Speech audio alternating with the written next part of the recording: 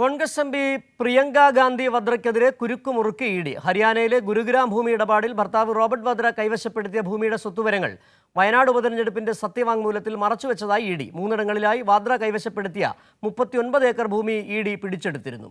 അതേസമയം ആരോപണങ്ങളിൽ മൗനം തുടരുകയാണ് കോൺഗ്രസ്.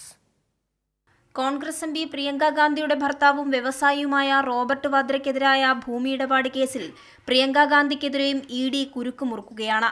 ഫരീദാബാദിൽ 3 ഇടങ്ങളിലായി വാദ്ര കൈവശപ്പെടുത്തിയ 39 ഏക്കറുമായി ബന്ധപ്പെട്ട സ്വത്ത് വിവരങ്ങൾ വയനാട് ഉപതെരഞ്ഞെടുപ്പിൽ സത്യവാങ്മൂലത്തിൽ നിന്ന് പ്രിയങ്ക ഗാന്ധി മറച്ചുവെച്ചെന്നാണ് ഇഡിയുടെ ആരോപണം. ഇക്കാര്യം ചോദ്യം ചെയ്ത ഹർജിയിൽ കേരള ഹൈക്കോടതി പ്രിയങ്കയ്ക്ക് നോട്ടീസ് അയച്ചിരുന്നു. സ്വത്തുവിവരം വെളിപ്പെടുത്താതിരിക്കുന്നത് ജനപ്രാതിനിധ്യ നിയമപ്രകാരം അഴിമതിയാണ്. തെരഞ്ഞെടുപ്പ് അയോഗ്യതയും തടവും കിട്ടാവുന്ന കുറ്റമാണെന്നും ഇഡി ആരോപിച്ചു. ഭൂപീന്ദർ ഹൂഡയുടെ നേതൃത്വത്തിലുള്ള കോൺഗ്രസ് ഭരിക്കുമ്പോഴാണ് വാദ്ര വ്യാപകമായി ഭൂമി ഇടപാടുകൾ നടത്തിയത്. ഇതിന്റെ മറവിൽ കള്ളപ്പണം വെളുപ്പിക്കൽ ഉൾപ്പെടെ നടന്നിട്ടുണ്ടെന്ന ഇഡി കുറ്റപത്രത്തിൽ ചൂണ്ടിക്കാണിച്ചിരുന്നു.